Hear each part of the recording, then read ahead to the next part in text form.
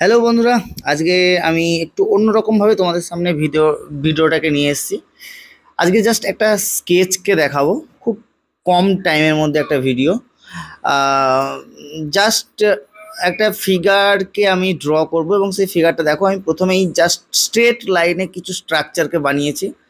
তোমরা প্রথমে কি করো, কার্ভ লাইনকে দেখতে যাও, ঠিক আছে? তোমরা যে কোনো রেফারেন্সকে নেবে, সেই রেফারেন্স নিয়ে একবারে স্ট্রেট লাইনকে দেখার চেষ্টা করবে। তোমরা যত ভালো এবং বেশি স্ট্রেট লাইনকে দেখার চেষ্টা করবে এবং দেখতে পারবে, তোমাদের ড্রয়িং তত ইমপ্রুভ করবে। তা আমি ড্রয়িং নিয়ে খুব কমই ভিডিও বানাই, আমি বেশিরভাগ ওয়াটার কালার নিয়েই বেশিরভাগ ভিডিওটা বানাই। আজকে আমি খুব ছোট্ট করে একটা জিনিস বোঝানোর জন্য আজকে তোমাদেরকে ভিডিওটাকে এইভাবে উপস্থাপনা করলাম। দেখো, যে মুভমেন্ট, যে মোশন, এই ব্যাপারটাকে ধরতে গেলে আমাকে ড্রয়িংটা কিন্তু আগে দেখতে হবে।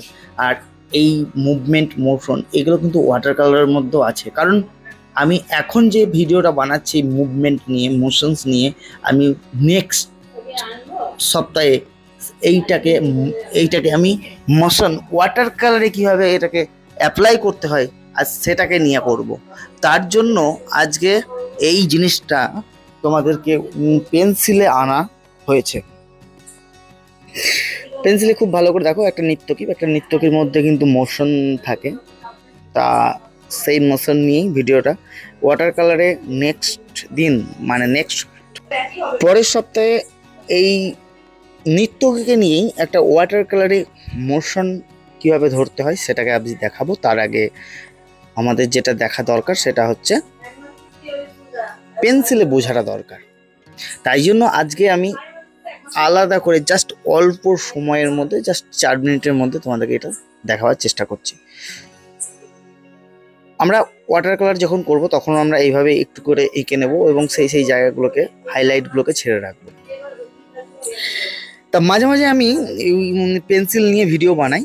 তা আমি প্রতিবারের মতো একটা কথাই বলবো, এরকম ভিডিও পাওয়ার জন্য আমি বেশিরভাগ ওয়াটার কালার টিউটোরিয়াল নিয়ে বানাই ভিডিও।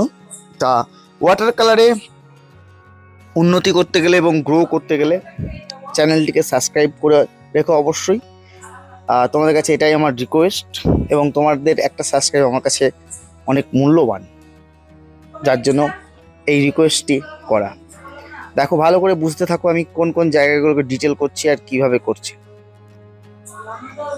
তা এইভাবে তোমাদেরকেও জিনিসগুলোকে করতে হবে।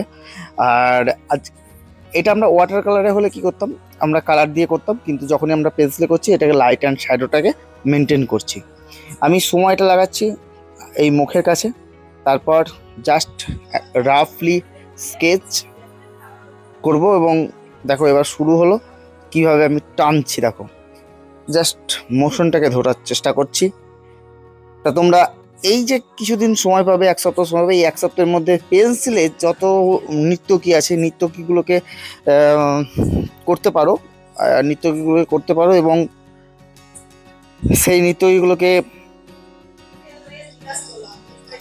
তোমরা মোশনটাকে ধরাটা চেষ্টা করতে পারো, এটা আমি বলবো। জাস্ট দেখো, কাপড়গুলোকে জাস্ট সেরকম কোনো শেডিং নেই। আমি কিন্তু রাবার ইউজ কিন্তু করিনি, এটা কিন্তু মনে রাখতে হবে, কারণ রাবার ইউজ করা যাবে না। এই রাবার খুব একটা ভালো জিনিস নয় কিন্তু, ঠিক আছে? তা পরের দিনের জন্য রেডি থাকো এবং সাবস্ক্রাইব করে রাখো, ওয়াটার কালারের ভিডিও আসবে মোশন নিয়ে।